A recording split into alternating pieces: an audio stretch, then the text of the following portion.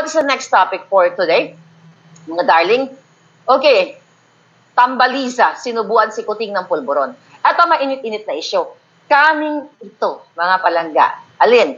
Mismo, mga palangga, sa loob ng mainit-init na palasyo ng mga ahas. Kailangan niyong malaman, well, alam niyo na actually yung kabangagan ni Kuting, na si Tambaliza ay partner in crime talaga sa pagpapabagsak ng gobyerno ni Kuting. Kasama si Kuting doon, pero when I say partner sila, partner sa corruption, partner sila sa tsa-tsa. Walang magawa si Marcos Jr. ayon sa ating informanting pinakamalapit kay Kuting, or isa sa pinakamalapit. Maharlika, okay, try to na para hindi malaman kung sino to. Naka-message na bago. Kasi itong mga palangga ko, tuwing kagigising ko palang, may mga text na silang bonggang-bongga. Okay? Oh my God. Sabi niya, okay, BBM seems to be helpless. English speaking. Alam mo mga alta dyan sa Malacanang, okay? BBM seems to be helpless in dealing with Tambaluslos and Liza. Pero may Tagalog naman. Sobrang kawawa na ang Pilipino. Nakakagalit. Walang magawa ang presidente dahil sunod-sunuran at sinusubuan lang ni Tamba at ni Liza kung ano ang kanyang gawin. Sinusubuan ng pulburon. My God. Okay? Maharlika, you have to know na yung military promotion and appointments, ang lahat ng yon ay rekomendasyon ni Tambaluslos at sa pakikipagsabwatan ni Liza. Walang kamuwang-muwang si Kuting. Hindi niya ito, kaya Tagalog ko lang para hindi masyalata. BBM didn't follow the usual criteria, okay, of terms of service and time in grade for promotions. Yan po ang nangyayari dito dahil kung ano ang ikumpas ni Tambaluslos at ni Liza Tanas. Liza Tanas na rin siya. Okay? Yung mga bagong appointments and promotions are unqualified. Sabi pa nga dito, Maharlika, I'm almost about to give up. Nakakalungkot. I believe, malapit nang magsalita ang karamihan sa amin. Pasensya ka na dahil sa ngayon hindi ka pa namin masamahan. Pero ito lang ang pwede naming ibigay sa iyo. Ang mga impormasyon na dapat iparating mo sa taong bayan. They steal all the money in the treasury and no money to run the country. Tama ka. You have to speak up. Get up. Nakakatawa ka nakukuha niya yung sinasabi ko. Get up and pick them up. Anyway, hindi to nakakatawa. You, men and women in uniform, this message, if I can only tell you who is this person, I will. But I have to protect this. Nandiyan pa siya. Baka gurgurin. Isa sa pinakamalapit kay Kuting na sukang-suka. And thank God, hindi siya part ng pulburon. Walang, ayon sa kanya, ito po ay may posisyon sa gobyerno. Itong taong itong nagbigay sa atin ng impormasyon. Na si Marcos Jr. ay hindi nagdedesisyon o hindi siya ang nagdedesisyon kung paano mag-promote o ma-appoint ng mga matataas na opisyal katulad lamang itong sa PNP now and sa AFP dyan. You know that already na kahit walang hindi kwalipikado doon sa posisyon na yon, pero makakapag-deliver ng pulburonic, okay? Pulburonic kay Liza Tanas at kay Tambaluslos, then go. Wala. Actually, nag-usap kami nito kanina, mga few, mga minutes lang, less than 5 minutes. Alam mo, ang sabi niya sa akin, nakakalungkot na yung bayan natin. Si Marcos Jr., bangag-bangag pa rin. Nakikita nila na kasalukuyang bumabangag pa rin. Kapag nade-depress daw at hindi kaya ni Kuting itong mga kontrobersya, nagkukulong, di ba? Nagkukulong sa kanyang kwarto at nagsakit-sakitan at susubuan na lamang ni Lisa Tanas at tangtamba. Siguro ganito yung eksena. Okay? Hello, Kuting. Hi, dear. Here's your pulburon. Come on. Then kapag subo na ng pulburon at bangag-bangag na si Kuting, doon ngayon magraratrat itong si Tambaliza. At kaya nagkakaroon ng mga bribery para isulong nila ang charter change. Kaya kapag si Kuting ay namahimasmasan na ng kanyang amats, sasalangan sila ng script o sasalangan, bibigyan siya ng script ng mga demonyo na kapaligid sa kanya. Tama sabi ni Senator Amy Marcos eh. Diba?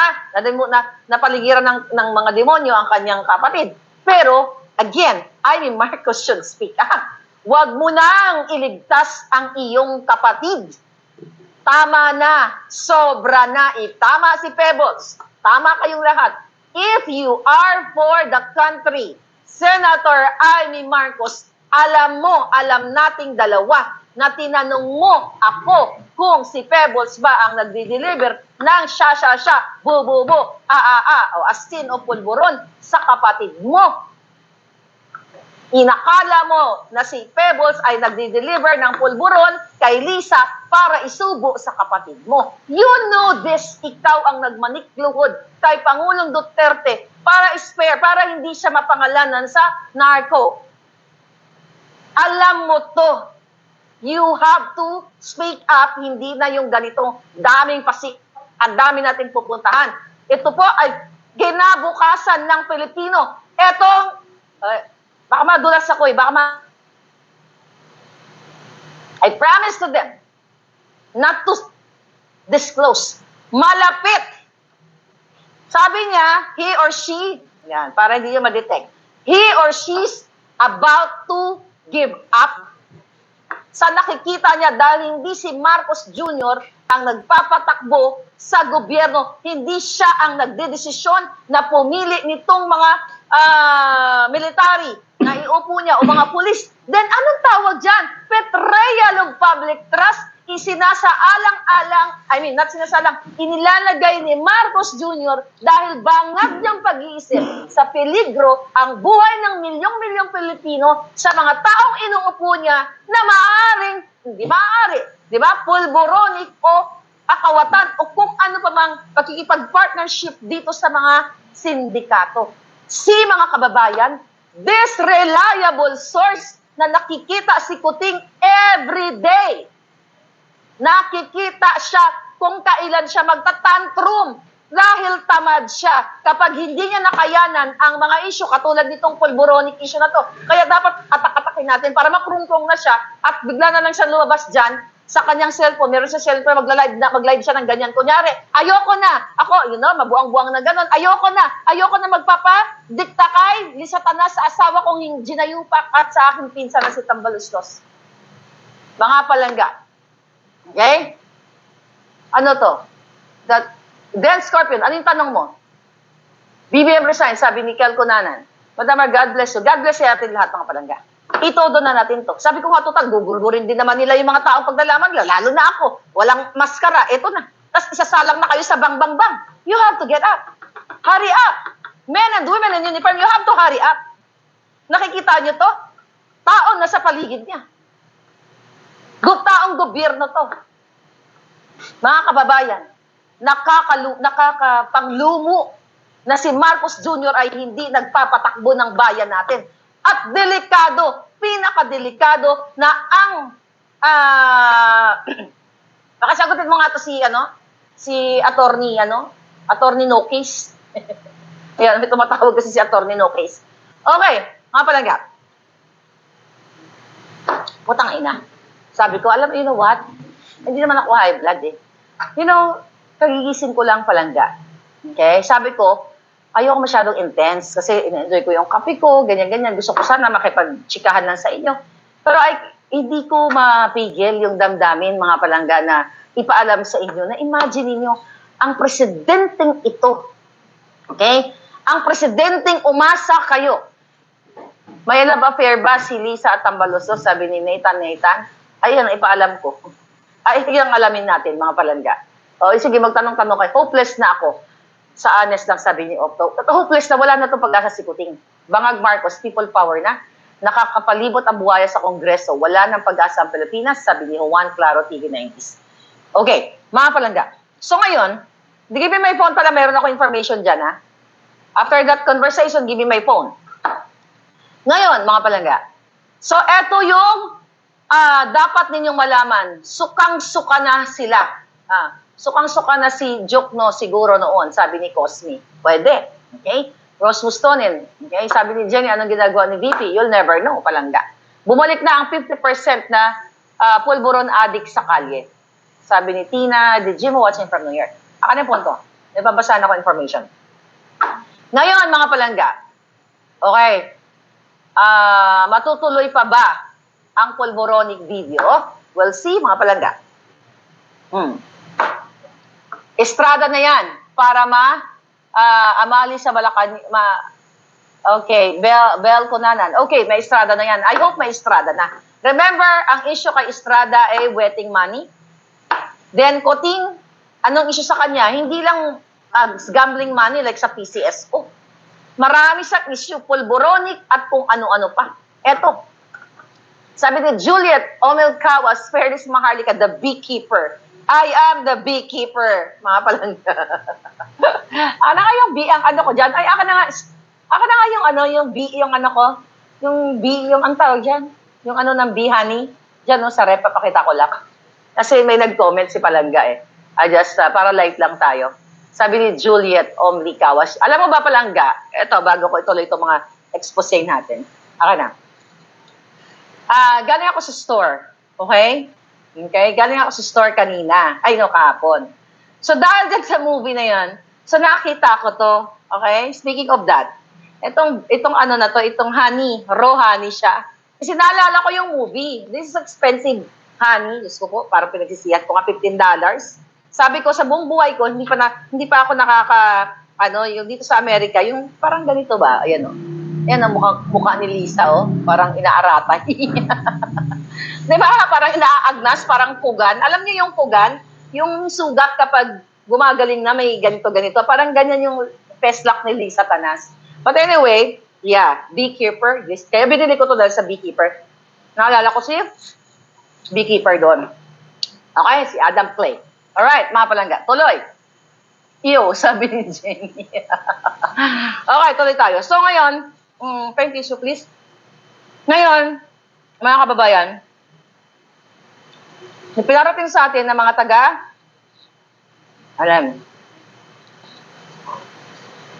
pinarating sa atin ng ating mga kapulisang mga bruskong-brusko. Okay? Sabi pa rin natin nakaperno sa lasyon. Okay. Mamaya. Nakarating sa atin palangga. Yeah. Shout out sa aking Mother Warrior. Mother Warrior, I know you're watching. Laban lang tayo palangga. I'm here for you. I'm here para sa laban natin. Okay. Sabi ko doon sa aking palangga kagabi, Sir, sabi ko, kumusta? Anong eksena dyan sa Anong eksena dyan sa hanay ninyo? Ang sabi sa akin, ito basahin ko eksakto Sabi ko sa inyo, mga puting asko. Sabi ko, Sir, kumusta na po? Siyempre, Sir lalaki, kumusta po? Anong feedback natin dyan sa PIDEA at sa ating hanay ng mga kapulisan? Sa PNP. Kasi umiikot to eh. Umiikot itong Sir natin. Hindi lang siya sa PIDEA, hindi sa PNP. Sa IP, hawak niya lahat, ahas eh. Umiikot-ikot siya. Puting ahas. Sabi niya, ha. Miss Maharlika, sabi ng mga tao sa PIDEA, wala pang formis sa PIDEA that time. Actually, 2019 lang ang formis talaga nag-umpisa. Nakakatawa talaga yung si Lasso at ang kanyang mga comms.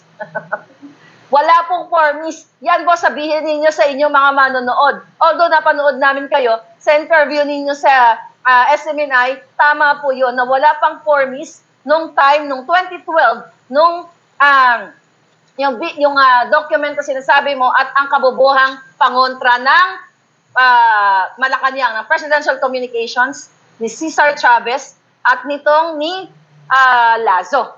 Tawa nga eh. Sabi ko ganun. Sabi niya, ma'am, tawa ng tawa po yung mga tao dito. Nagmukhang tanga si Lasso. Wala pong formis nung time na yon. Kaya sabihin niyo po yan sa mga tagapanood. Okay? Sabi pa nga niya, maglabas kamo sila ng document na existing na ang formis that time. Kasi wala pa pong formis nun, ma'am. Mano-mano lang. Ha, ha, ha. Sunog na naman si Lasso sa'yo. Yan. Ano, this is from may mga palangga natin na nagmamahal sa inyo. Kaya alam mo, hindi ko kayo binubolja ka. Kasi hindi ko kayo, itong mga brusko-brusko kong palangga, nasabi ko kung nagkasabay tayo, baka naging tayo. Alright. Yung brusko to eh, itong kausap ko. At mga kaidaran ko lang, o baka matanda pa lang ako ng kalahating taon. Anyway, yung B pumasok. Dahil lang sorry. Okay. Ngayon, mga palangga. Lasso. Liza Tanas. Alam mo, bigla akong, hindi tayo dapat maawa kay Kuting eh. Okay?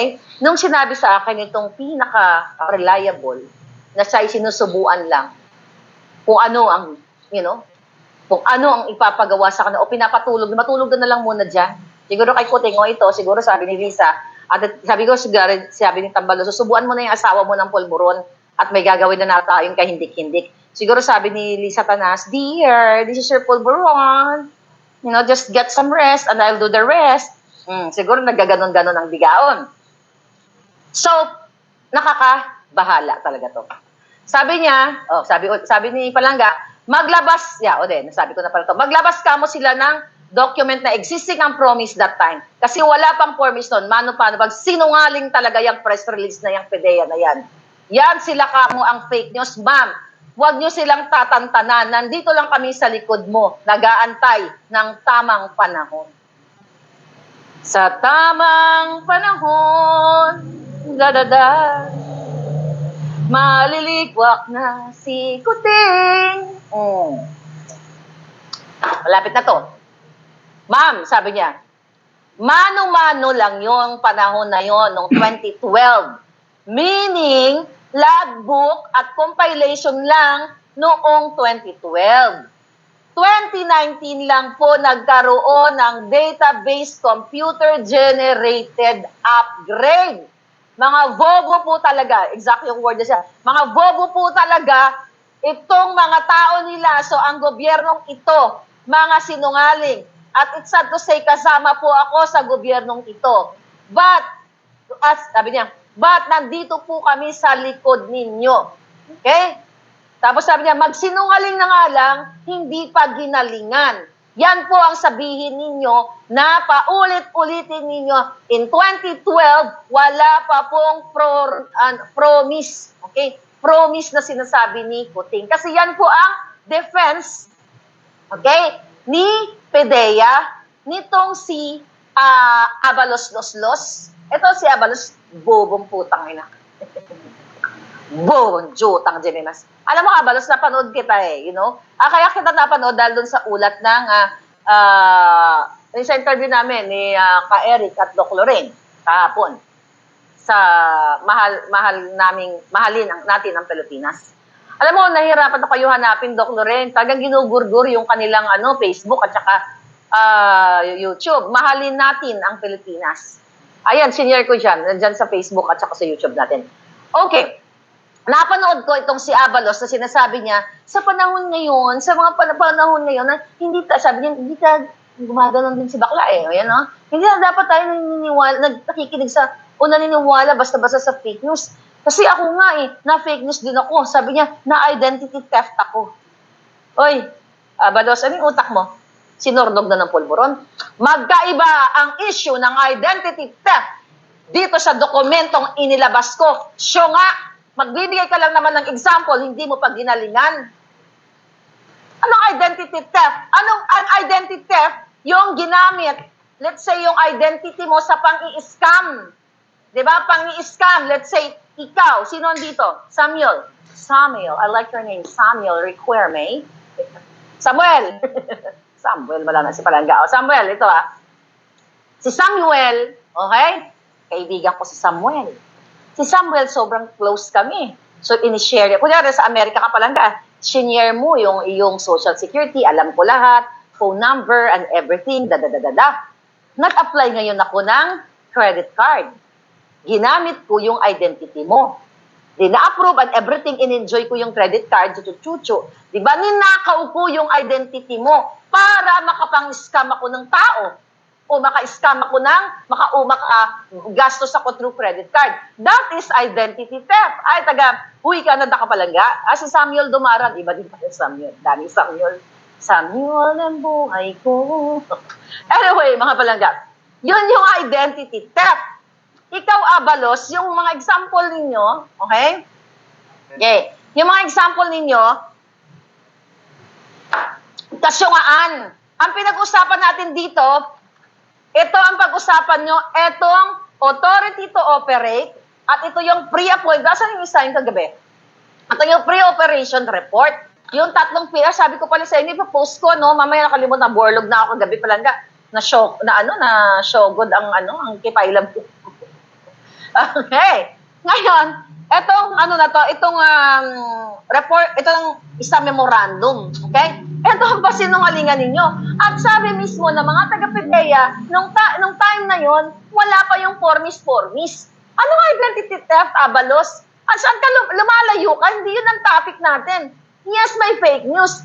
And the number one purveyor of fake news is you, and you sa PDEA at dyan sa gobyerno. Imagine, yung pinagtatawanan kayo mismo ng inyong institusyon, mismo ang kapulisan, mga bruskong, mga AFP, mga alindogang, mga taga-PDEA, matitino dyan, kung may natitira pa naman dyan palangga.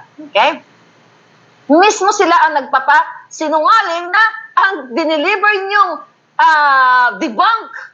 Okay? Yung dineliver yung pang-debunk dito sa issue nitong tatlo dokumentong ito ay wala malayo sa katotohanan. Kaya nga, ang sabi sa atin, itong may mga, hindi rin itong may mga eksperyensya, may kaalaman dito sa mga papeles na to, ipakita nyo daw yung mano-manong logbook at compilation noong 2012 na inilag ito, at kasi permado ito ng team leader mga palangga, inilag ito, ipakita nyo yon sa taong bayan. Yan daw ang tamang pagsagot, hindi yung kabubuhan ninyo. Kasi gusto nyong linlangin ang taong bayan. Kasi nga naman, itong mga dugyot na, baka makalimutan ko, may isa pa palang sinabi sa akin. Yan, dugyot, mainstream media, ayan. Okay, lagay natin yan. Itong mga itong mga press release ba? Ito nga kasinungalingan ninyo na wala pang formis, nasunog na kayo. Okay? Sinungaling ka, Lazo. Sinungaling ka, Abalos. Sinungaling kayong lahat. Ginagago nyo ang taong bayan, kahit ilagay nyo yung mukha ko dyan sa kung kasaan-saan na ako ay sinasabi nyo na fake news. Kayo ang jutang ginemesyo. Kayo ang fake news. Kayo. Dahil pinagtatawanan kayo mismo ng mga tao sa loob, sa hanay ninyo, na kayo ay mga julul. Julul ka, Lazo. Kayo ni Lisa, pagbulin ko kayo Anyway, tapos sabihin nyo, walang katotohanan, mag-ingat sa fake. Kasi I challenge you, ilang araw na lang, you file a case against me here in America para magbabakbakan tayo sa korte. Kasi sa korte, hindi po pwedeng ganito lang yan. Ay, fake news yan si Marlica. Hindi yan totoo, damaging yan, libelous. Hindi ka pwedeng gano'n na aakusahan mo lang ako, hingi kayo ng $10 million because of what? Libelous statement, chuchu-chuchu. Hindi mag-i-end ang conversation sa ganyan. Kahit kayo magpa-press conference, Maharlika, kinasuhan, magbabayad ng $100 million as danyos. Julol! Mga gago, mga hidiputan, hindi ginagawa, mga mango.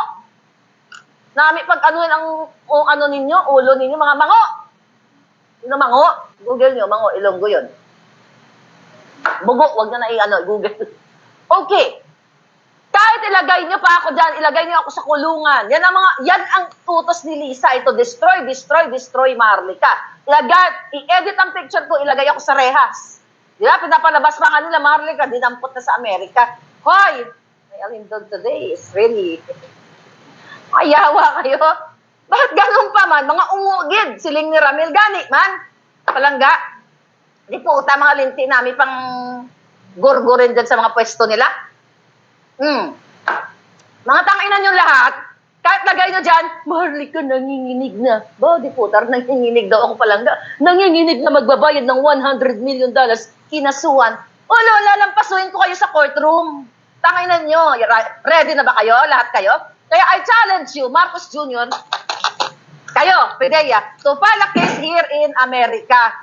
Dito tayo, dito nyo, total. Mahilig naman kayo manindak-nindak. Akala nyo, papasindak. Kasi, ipapaforensic natin to. No, actually, this is not the one.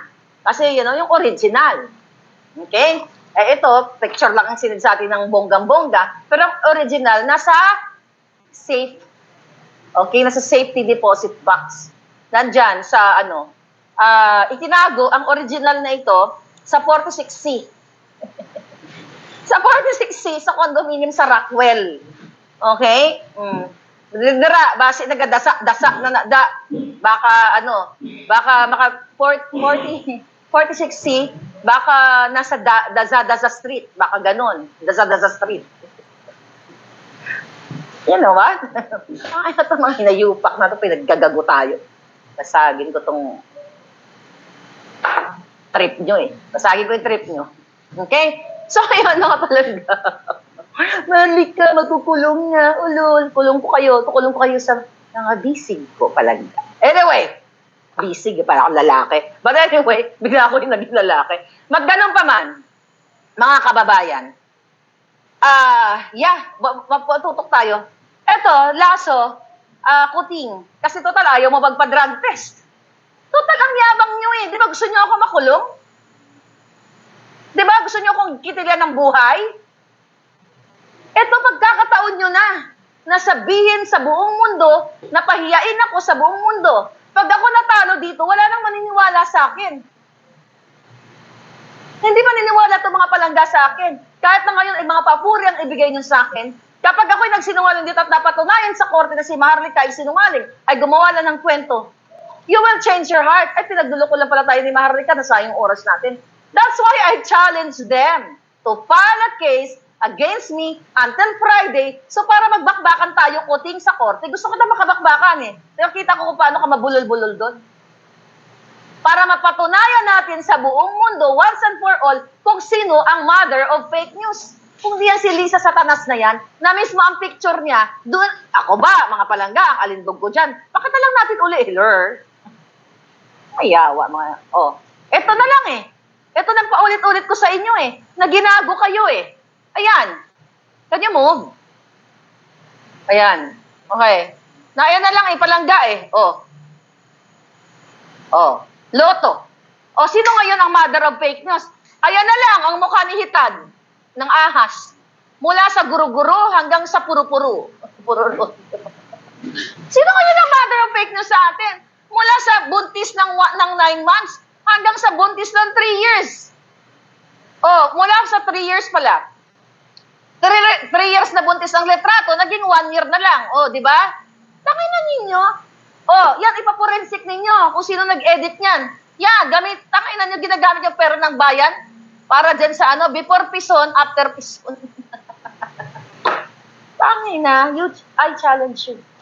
Total, feeling nyo, pag-aari nyo Pilipinas. Sasalagin ko lahat ng ibabato nyo sa akin. Lahat, para lang mapatunayan sa taong bayan na itong pinigay sa atin na dokumento, mapapatunayan natin sa buong mundo na minsan noong 2012 si Kuting ay dapat dadamputin na ng PDEA, ngunit hinarang o nakipag-bribe ang kanyang asawa sa mga tiwali noong panahon ni Noynoy na partner niyang si Ochoa ayon sa ating informante. Doon tayo magbabakbakan sa dokumentong ito. Ito na ang panahon ninyo. Di ba, Lisa, gumagawa ka ng paraan kung paano ako mag-ipit. Naghahanap ka ng mga tao para ako ay gipit-gipitin. Kaya lang, ang syunga mo. Ang mga nahanap mong tao, mga scammer katulad mo. Kaya ilalampasok ko kayong lahat. Buisit kayong mga alpot kang yatay ka. Gulp Seward. Yeah, tago ko na to si Beekeeper. Alala ko to yung poging-pogi si Adam Clay. Okay? Ngayon, mga palangga. Hi, giatay. Ano to? Sabi nito pala, Debs, ma'am, I posed a question to you last year in a message or email regarding what they are asking here. My hint is for you to look closely at the second and third child. Genealogy plus the swing. Third child. Oh, sino doon? Third child ni Kuting? No, third, what do you mean? Nakalimutan ko. Sige, paki-comment mo dyan palangga. Baka na bangag ako today sa galit. Alright? Giatay ka, sabi ni, giatay ka Lisa, sabi ni Bisaya and Germany, before and after peace. So very fun, sabi ni Babrik, Michelle Benson. Maganda yan magsalita si Shirley. Okay, kaya nga eh. Kaya sabi ko sa inyo, huwag niyo ako materi-teri. Kawawa naman yan, nananahimik. But sinira ninyo ang buhay ni Terry. Inubos ng kapatid mo, Lisa Tanas. Okay, ayon sa ating source. Ang pera na kinita ni Terry para malango siya sa ipinagbabawal na pulburon.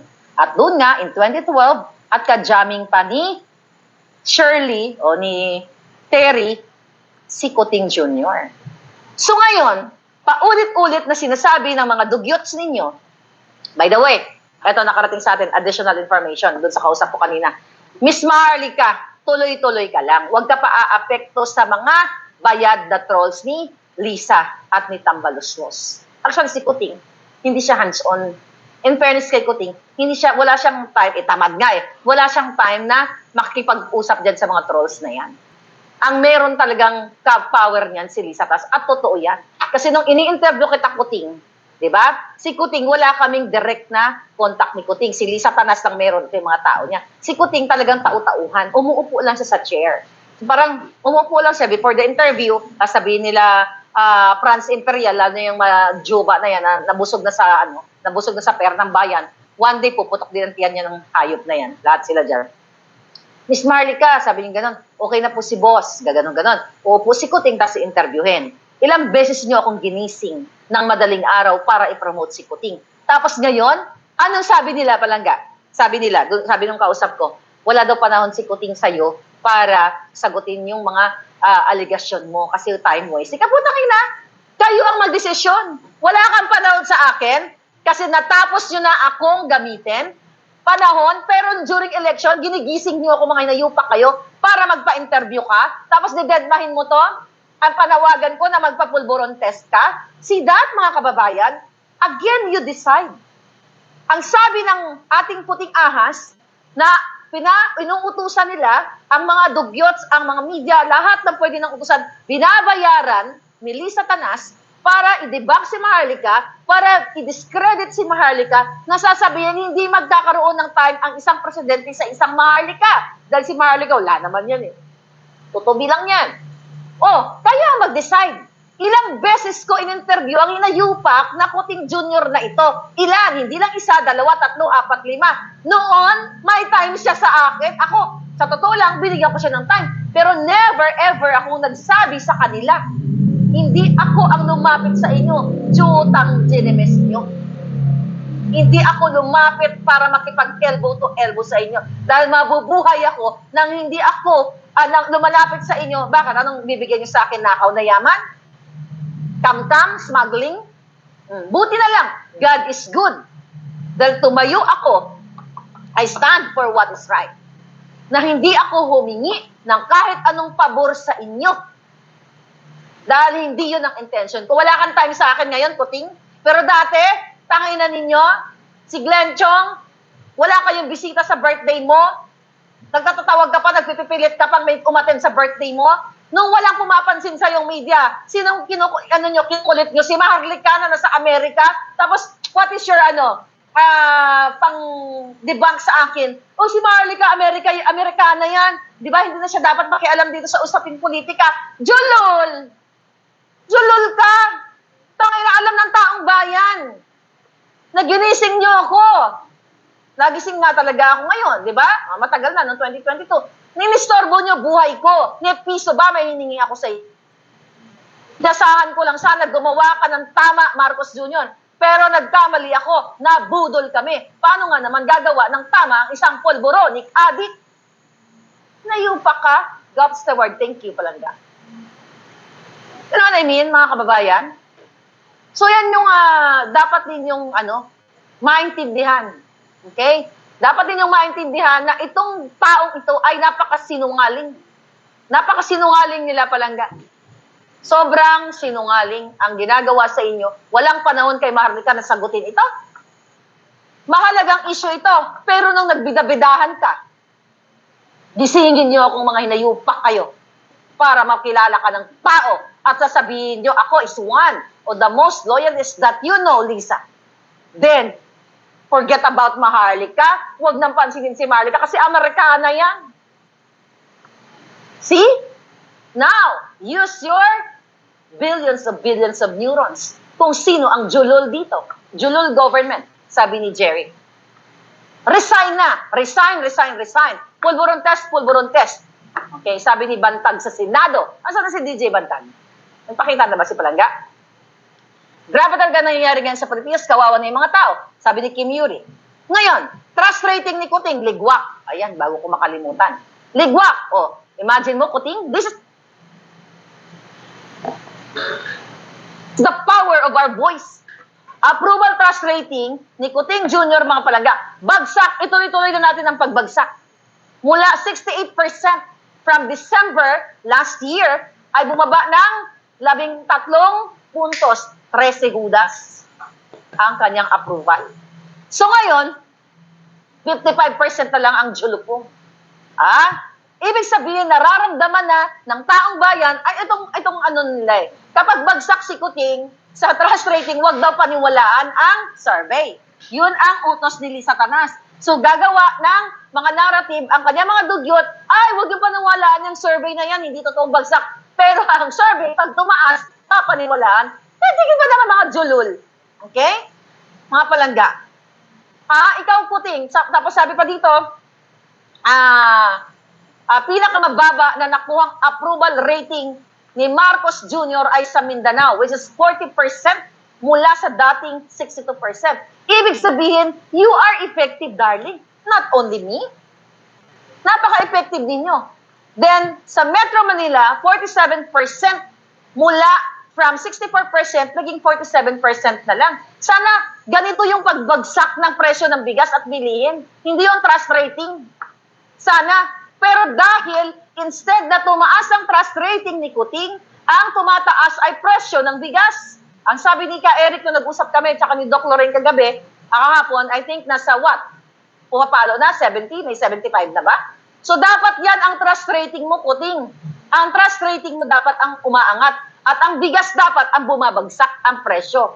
Pero dahil nga bangag ka, ang babagsak talaga ang trust rating mo. Dahil sukang-suka na ang taong bayan sa iyo, sa inyong lahat. Okay? So from 66%, okay, sa Bisaya naman, from 66 to 54% ang kanyang trust rating. At sa part ng Luzon, from 74%, bumagsak siya ng 64%. Okay? Bumaba rin ang approval ni Pangulong Bangag ninyo sa Class E. Okay? 48% mula 68%. And Class D, ito yung from 69% to 56%. Ito yung masa. Diba? Level A, leveling ng status ng pamumuhay. Yung E, yung pinakamahirap. Yung D, mahirap pa rin. Diba? From 69%, 56%. At yung Class A, B, C, yung A, yung mga alta-alta. At kasama dun sa A, yung mga kawatan na katulad nila. A, B, then C, middle class, ganyan. So, kaya kapag tinanong kayo, anong level ng pamumuhay nyo? Tanongin ko kayo, anong level ng pamumuhay ninyo? Anong letter na lang? Sige, wag na yung level, letra. Anong nasa letra ano kayo? Letra ng A, B, or C, o D, E, o baka F pa. So, samantala, mga Palangga, sumadsad ang trust rating ni Marcos nga sa 57%. Okay? From itong March 2024 ay 73%. Okay? To 57%. December 73 siya, then March 57%. See that? So anong, excuse me, so anong ibig sabihin yan mga hitad?